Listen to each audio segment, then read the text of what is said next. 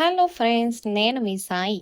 Welcome back to my channel. ఈరోజు మన కిచెన్లో ఆంధ్ర స్టైల్లో చేపల పులుసు సింపుల్ అండ్ టేస్టీగా ఎలా చేయాలో చూసేద్దామా?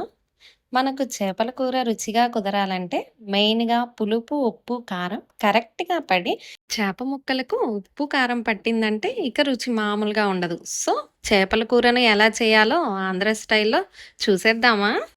ఈ రెసిపీలోకి నేను యూస్ చేస్తున్న చేప వచ్చేసి శీలావతి చేప అండి.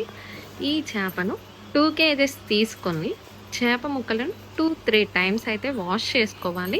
కావాల్సిన ఇంగ్రీడియంట్స్ వచ్చేసి 50 గ్రామ్స్ అల్లం, 50 గ్రామ్స్ కొబ్బరి, 2 స్పూన్స్ గసాలు, 2 స్పూన్స్ ధనియాలు అండ్ 8 or 10 లవంగాయలు, 1 ఇంచు దాల్చిన చెక్క. వీటన్నిటిని కలిపి మనం మిక్సీలో గ్రైండ్ చేసుకొని పక్కనైతే పెట్టుకోవాలి. నెక్స్ట్ 2 ఆనియన్స్ అండ్ పచ్చిమిర్చి, కొత్తిమీర, పుదీనా కట్ చేసుకోవాలి.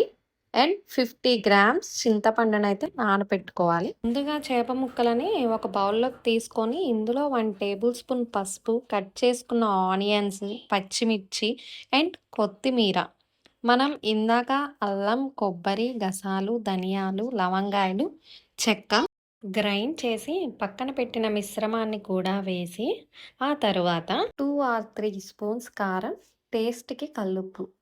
అదే మెత్తటుప్పు అయితే అంత టేస్ట్ రాదు కాబట్టి నేనైతే కల్లుప్పు అయితే యూజ్ చేశాను. ఈ మిశ్రమాన్ని అంతటిని చేప ముక్కలకు పట్టేలాగా బాగా కలుపుకొని ఒక అరగంట అయితే మనం పక్కన పెట్టుకోవాలి.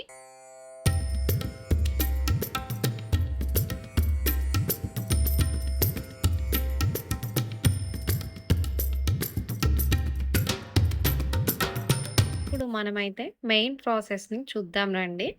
వెడల్పుగా ఉండే ప్యాన్ పెట్టుకొని 4 or 5 టేబుల్ స్పూన్స్ అయితే ఆయిల్‌ని తీసుకుందాము. ఆయిల్ హీట్ అయ్యాక ఇందులో చేప ముక్కల్ని తీసుకుందాం.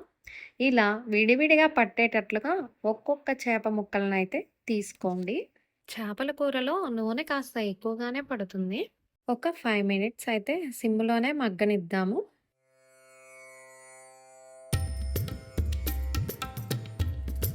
గరిట పెట్టయితే కదపకండి. ప్యాన్‌ని ఇలా స్లోగా తిప్పుతూ కదపండి.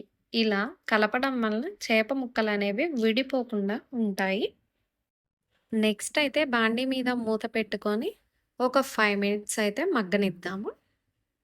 ఇందాక నానబెట్టిన చింతపండు రసాన్ని చేప ముక్కల్లో పోసి ఒక 10 మినిట్స్ మీడియం ఫ్లేమ్‌లో పెట్టి ఉడకనివ్వాలి. 8 or 9 మినిట్స్ తర్వాత అయితే చూపిస్తున్నాను. చేప ముక్కలు చాలా బాగా ఉడికాయి. అలాగే చూసారా, చేప ముక్క అనేది తెల్లగా కాకుండా కారం, ఉప్పు బాగా పట్టి ఎరుపు రంగులోకి వచ్చింది కదా! ఇలా వచ్చిందంటే మనకు చేపల కూర బాగా కుదిరినట్టే.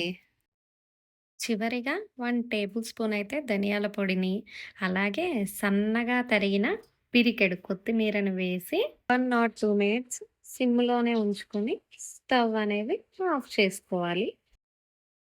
ఇలా వండిన చేపల పులుసును వెంటనే సర్వ్ చేసే కంటే ఒక అరగంట, గంట తర్వాత సర్వ్ చేసుకున్నామంటే మరింత టేస్టీగా చాలా చాలా బావుంటుంది. ఈ ఆంధ్ర స్టైల్ చేపల పులుసుని డెఫినెట్‌గా ట్రై చేయండి. మీరు కూడా ట్రై చేశాక కామెంట్‌లో నాతో షేర్ చేసుకోండి. Thanks for watching.